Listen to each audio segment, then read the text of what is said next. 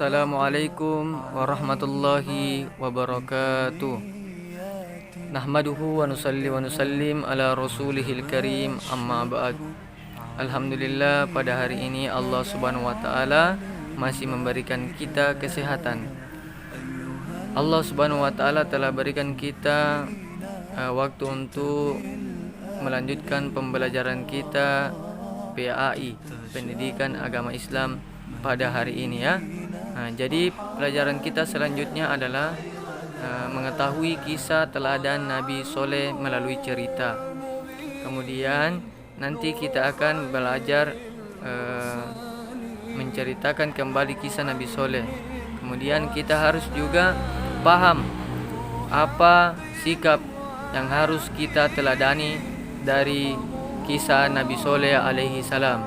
Oke anandaku yang soleh dan soleha, pada kesempatan pembelajaran kali ini kita akan lebih banyak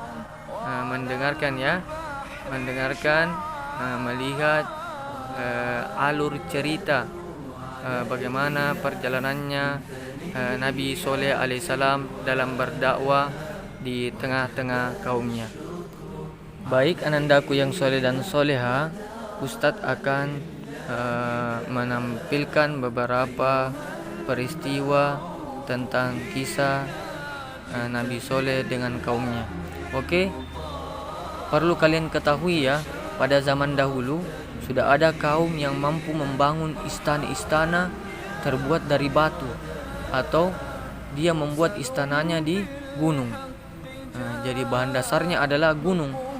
Mereka membuat istana itu tanpa menggunakan mesin dan bantuan teknologi yang canggih ya. Jadi mereka membuat istana yang megah, yang cantik, yang mewah, menggunakan peralatan seadanya dan menggunakan kekuatan tubuhnya yang diberikan oleh Allah. Tapi sayangnya mereka adalah kaum yang kufur, yang tidak mau menyembah Allah dan bahkan mau membunuh Nabi Soleh alaihissalam. Siapakah kaum itu?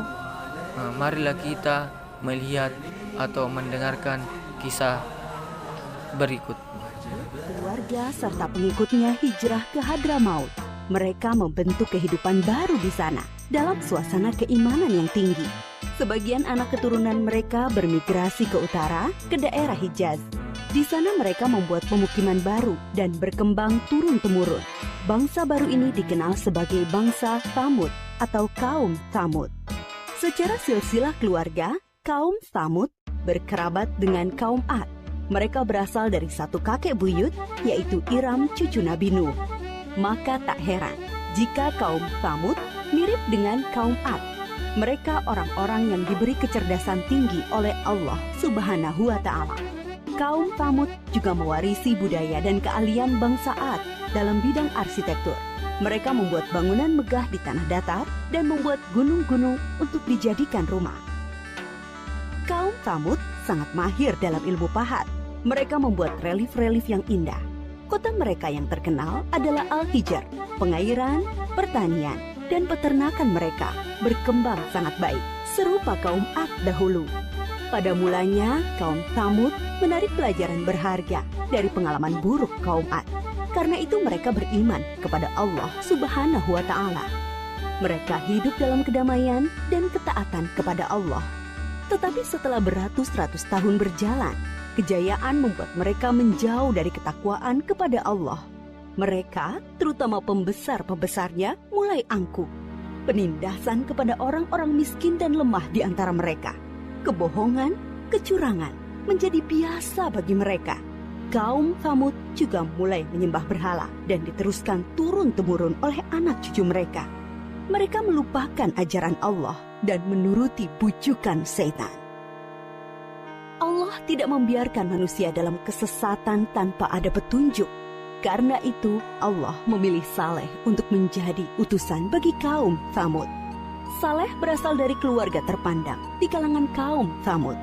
Kecerdasan yang menonjol, rendah hati, dan ramah, pandai bergaul, serta sabar. Bakat kepemimpinannya sudah tampak sejak muda. Saleh disukai oleh kaumnya. Mereka berharap Saleh akan menjadi pemimpin mereka.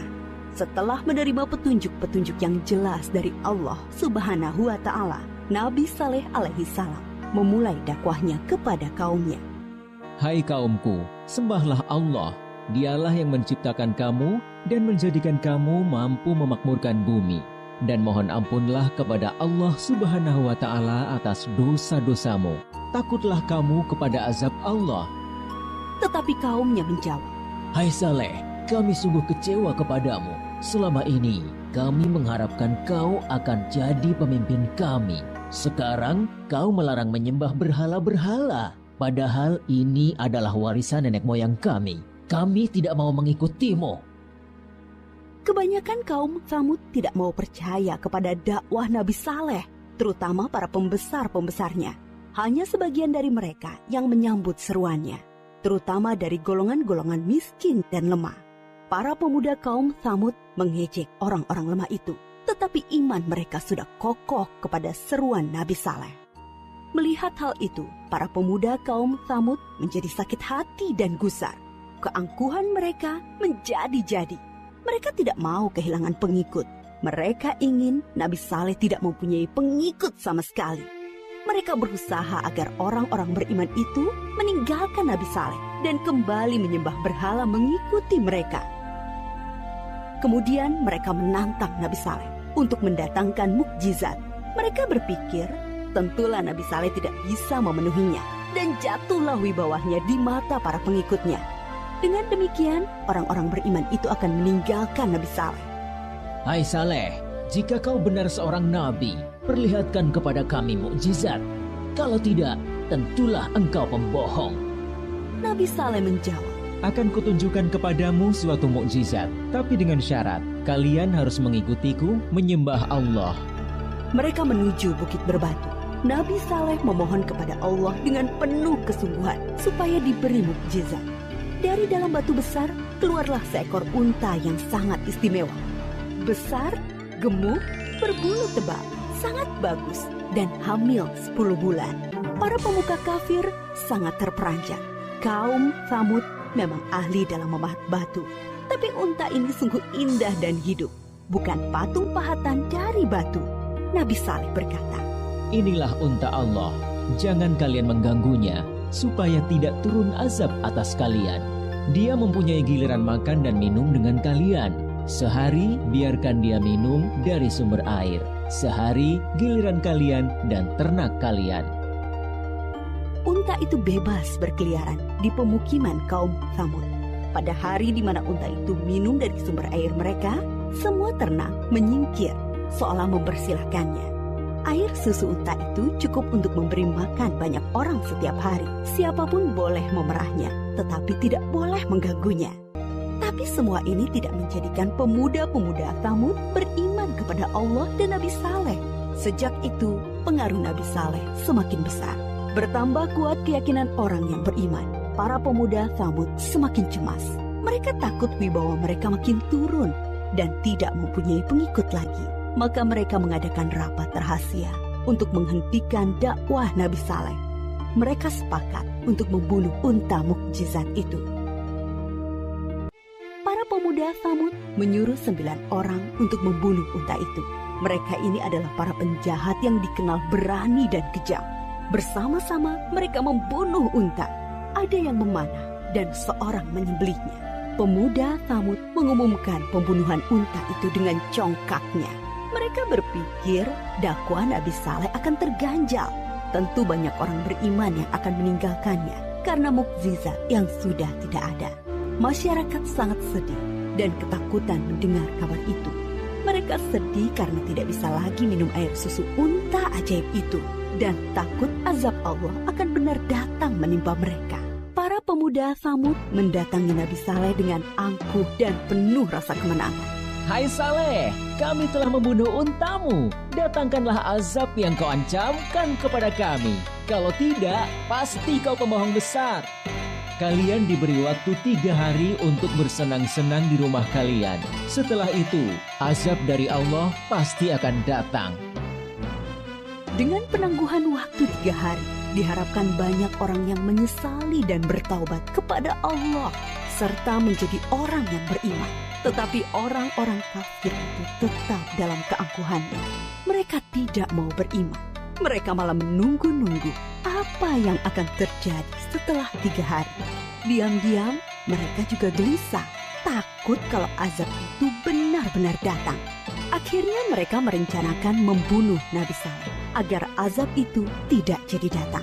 Mereka mengutus kembali 9 orang yang telah membunuh unta untuk membunuh Nabi Saleh. Tetapi niat mereka digagalkan oleh Allah. Kesembilan orang itu mati ditimpa batu dari langit ketika menuju rumah Nabi Saleh. Nabi Saleh dan pengikutnya kemudian hijrah ke Palestina.